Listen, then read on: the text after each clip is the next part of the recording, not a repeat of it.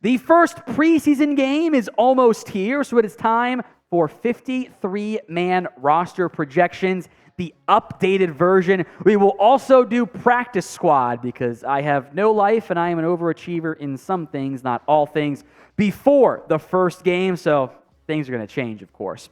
Now, if you're going to watch our Cowboys watch party coming up on Saturday, days away, hours away if you're good enough at math, then like the video right now. I am hyped. I cannot wait. I want you guys to like the video if you're going to join us for our Cowboys preseason watch party week 1 against the Jags. All right, position by position. First up here, Dak Prescott, Cooper Rush, and Will Grier at quarterback. Grier was one of the last players I put on here. The new NFL rules let you carry a third quarterback for free.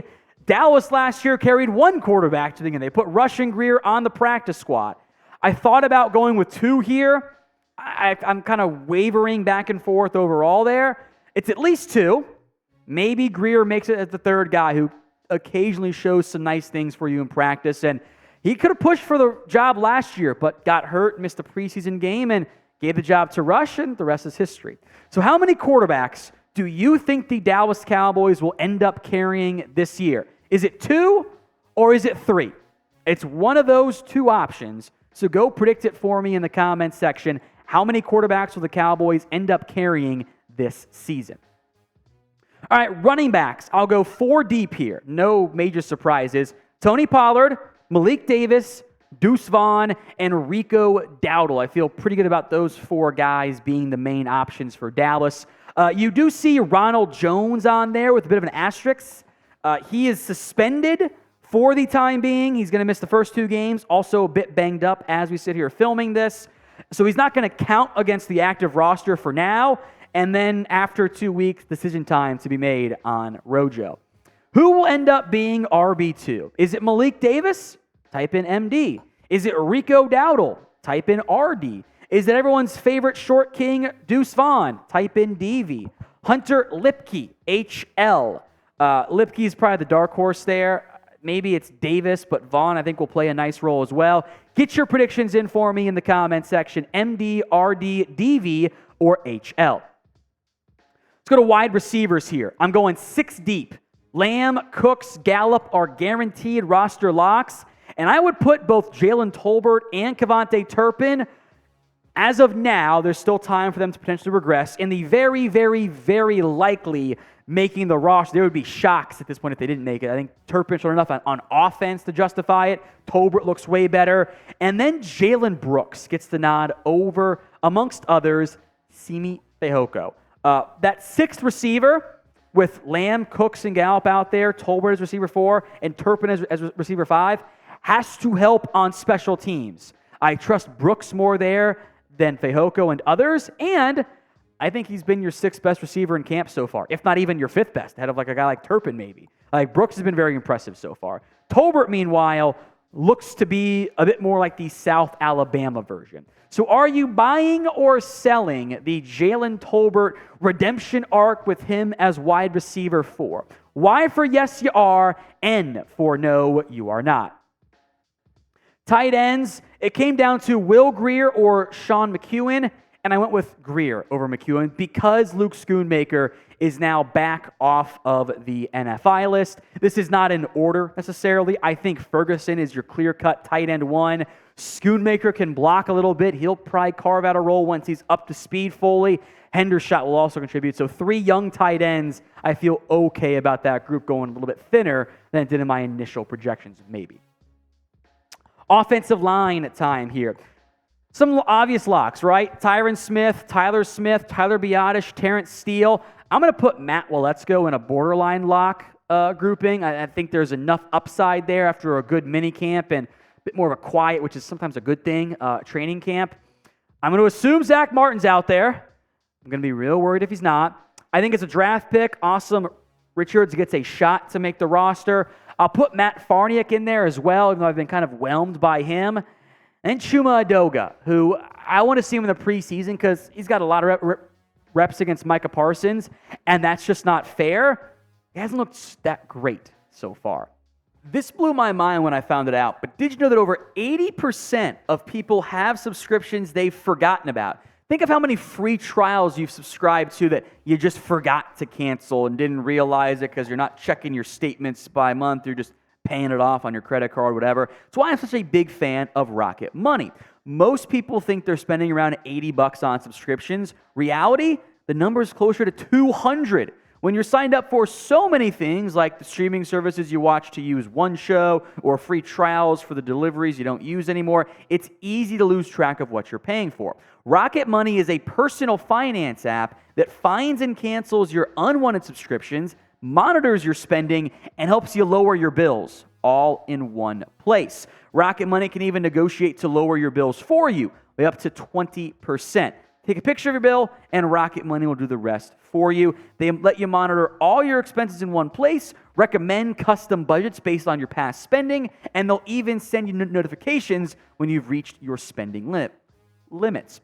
With over 3 million users and counting, Rocket Money customers have saved an average of $720 per year. Stop wasting money on things you don't use. Cancel your unwanted subscriptions and manage your money the easy way by going to rocketmoney.com/Cowboys. That's rocketmoney.com/Cowboys. Links in the comments and the description of today's show. Defensive line time here. So Oso Odighizuwa's a lock. Mozzie Smith's a lock. Hankins I feel pretty good about. Very quiet camp so far for Junior Fehoko, but he's a draft pick. It's camp. The interior guys don't always shine. I think he and Chauncey Golston make it. I almost put Quinton Bohanna on here, but are the Cowboys going to carry 3 nose guards?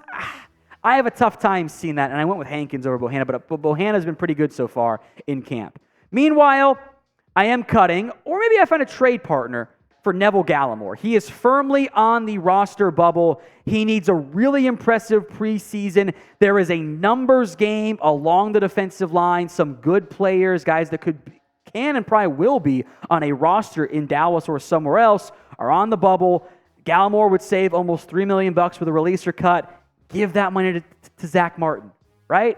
So unfortunately for Gallimore, I have him on the outside looking in. And if he does get cut, I bet he gets picked up by somebody else and would not make it to your practice squad. Now, Cowboys football is back. Camp's here. The preseason is finally almost here. Make sure you guys don't miss a thing. Hit that sub button right now, youtube.com/Cowboys TV. Free videos every single day. Defensive end time here. Micah, duh. Tank Lawrence, duh. Dorrance Armstrong, safe barring a surprise trade. Sam Williams, duh. Dante Fowler, see the Dorrance Armstrong note. If someone like a Tyus Wheat really impresses, then maybe something could happen from that perspective and they trade somebody, but I think that's more unlikely than likely. Linebacker, this was tough. I think 3 guaranteed locks. Van Der Esch, Clark, and Overshown for fairly obvious reasons. There's been good buzz about Jabril Cox, and Dallas only going 4 deep at linebacker, even though Parsons can play linebacker and your safeties can come down. I think that's a little bit too thin. So I did have Devin Harper as one of my last defensive players on the list. Now, cornerbacks, Trayvon Diggs, Stephon Gilmore, Deron Bland, all locks.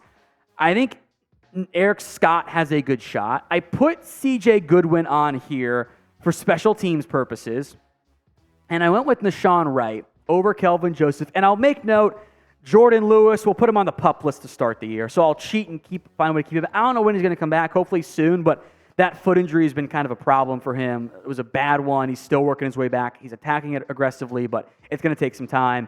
I went in the end with Wright over Joseph. I think Wright's been better in camp so far, but I also think that Joseph has the special teams advantage over Nashawn Wright. We're keeping C.J. Goodwin, and you have nickel options in Bland and Lewis.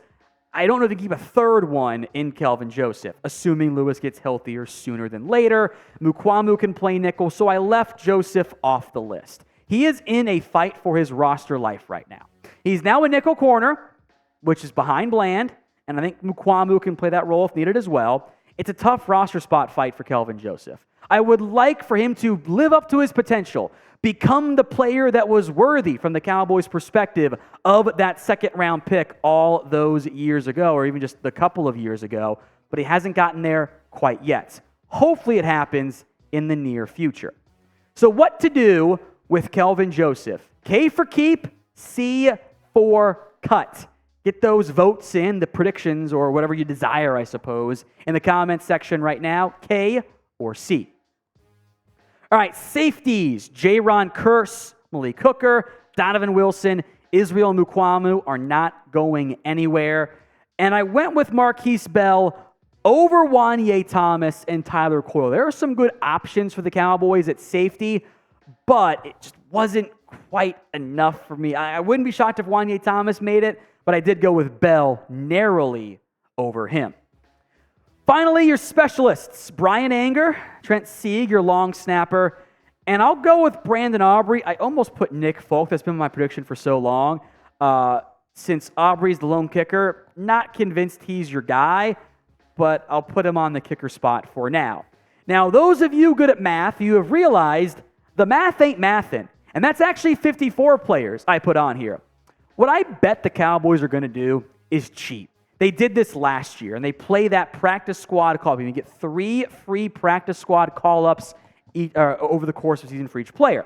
So you will cut a C.J. Goodwin or your long snapper. They don't have that much guaranteed money overall. You will then put them on your practice squad because they're veterans. They don't go through waivers. You'll free up a spot. Someone will get hurt. You'll call them up after the first 3 weeks there, cut somebody else instead, and you have a bonus active roster spot to play with. So it's 54. I cheated, but I bet a Sieg, a Goodwin, maybe even your kicker, if it's not a notable vet, start the year on the practice squad and get call-ups to the beginning of the year. Maybe Will Grier falls in a similar category as well. So who are you mad about that I left off the Cowboys roster projection? What player that I did not put on there are you unhappy that I didn't have that you think should be on there? Good news. They're probably on the upcoming practice squad breakdown we'll do. Let me hear your answers in the comment section. Let's break down the Cowboys practice squad here, at least my projections for it, knowing there will be guys outside the team that end up getting signed, but focus on ones with them. Hunter Lipke, kind of the fullback, H-back hybrid. Hope we see more in the preseason from him. Dennis Houston will stick around again for me. I will make room for Simi Fehoko. Hopefully he has a better showing than what he's done so far in camp. Jalen Marino Cropper also has room, kind of more of a slot receiver. Wouldn't mind if he flashed a bit more, but he's on the outside looking in. Sean McEwen, who again, one of my first cuts, or last cuts I should say, from the active roster. Wouldn't be shocked if he made it. John Stevens Jr. has had a very good Cowboys camp so far. Under the radar player here. Good name for the practice squad. TJ Bass out of Oregon as an interior option. Brock Hoffman is a great dark horse candidate for the 53-man roster. He's been among the low bar, better backup lineman at this point. Earl Bostic Jr. got a decent signing bonus, so we'll put him in there as a developmental tackle. Quinton Bohanna, maybe he gets picked up if he ends up getting released, which I don't have Neville Gallimore in here, I didn't think that would happen. He's had a better camp so far. You know what? Isaac Alarcon, Cowboys have given him a lot of time. Why not give him some more as he makes the move to defensive tackle? Tyrus Wheat had a decent signing bonus, but there's too many options at defensive end. Isaiah Land, the linebacker, a player the team likes, kind of converting from more edge to off ball. He's a good name. Miles Brooks as your corner, and 2 safeties. Tyler Coyle, who the team likes, mainly on special teams, and I've been impressed by Wanye Thomas. He could absolutely beat out Marquise Bell, but I think you'll be able to get him to the practice squad if you do release him, barring a great preseason.